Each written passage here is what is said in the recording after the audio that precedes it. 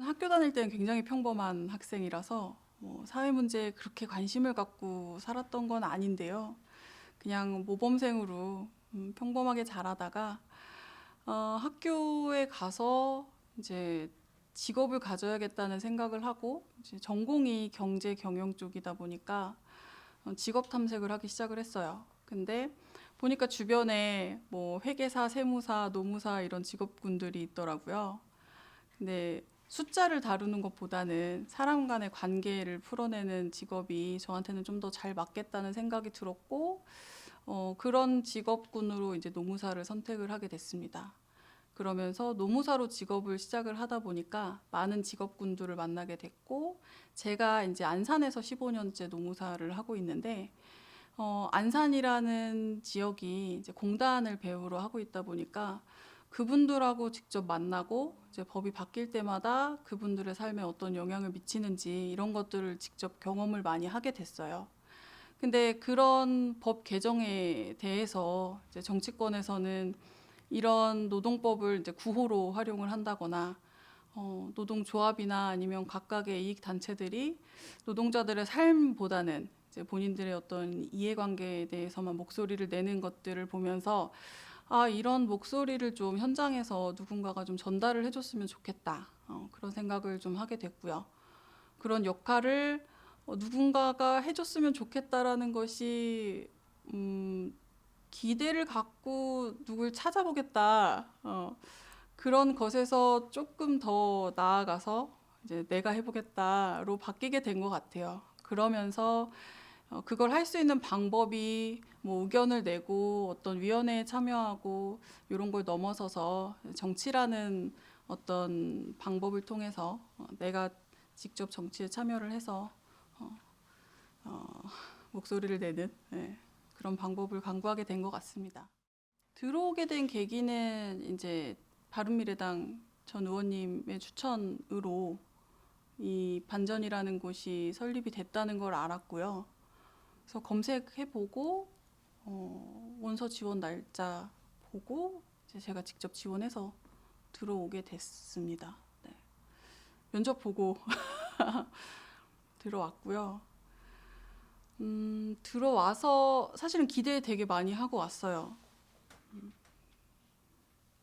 와서의 첫 느낌은 학원 같다라는 생각을 좀 많이 했고요. 그리고 제가 제일 나이가 많을 줄 몰랐는데 제가 제일 많진 않죠. 두 번째인가? 그랬던 것 같아요.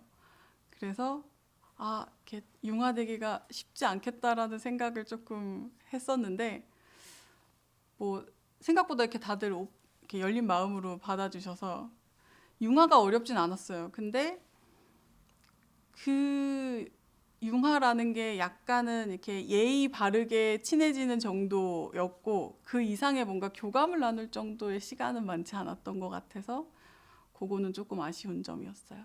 네. 저는 책임 없이 그냥 사익을 추구할 거면 사업을 해야 된다고 생각을 하고요. 공공성, 그러니까 내가 100% 나의 이익만을 추구하지 않고 다수의 이익을 생각하고 내가 어떤 결정을 했을 때 그 부분에 대한 책임까지 생각을 하는 사람이 이제 정치를 하는 것이다라고 생각을 해요. 그래서 그 책임은 의사결정을 했을 때 이게 나뿐만 아니라 다수에게 영향을 미치는 것이고 이게 나 이후에 어떤 삶을 영위하는 사람들한테 영향을 미친다라는 것에 있어서 의사결정에 대한 책임, 내가 어떤 행위를 한 것에 대한 책임을 의미를 한다라고 생각을 하거든요. 그래서 그게 단순히 내가 지금 당장 어떤 이익을 본다라는 부분만 생각을 한다면 그 책임의 무게와 내가 보는 이익을 비교하고 판단할 수 있는 그런 정도의 판단력은 있어야 된다라고 생각을 하는 거죠. 저는 아무리 좋은 제도도 그림자가 있다고 생각을 하거든요. 근데 지금 법이 만들어지는 걸 보면 그 법 개정안이 정말 수도 없이 올라오고요. 뭔가 하나가 뉴스에 이슈가 됐다. 그러면 국회의원들이 앞다퉈서 법을 만들어요. 비슷한 법들을. 그리고 표가 된다. 그러면 마치 광고하듯이 막 내가 이 법을 만들었다 그러면서 하는데 법을 자랑하듯이 만들 거는 저는 아니라고 생각을 하거든요. 그리고 공천 심사에도 법을 만드는 개수 막 이런 것들을 이제 올리거든요. 사실 법을 만드는 건 굉장히 신중해야 될 일이고 그 법을 적용받는 사람들은 이게 그 사람들의 삶에 영향을 주는 거기 때문에 법을 만드는 거를 자랑하거나 이걸 공천 심사의 뭐 개수로 판단하거나 이럴 일들이 아니라는 것을 이제 정치인들이 좀 자각을 해야 되지 않나 그런 얘기를 좀 하고 싶었어요. 제가 정치권에 들어와서도 사실 되게 실망했던 거는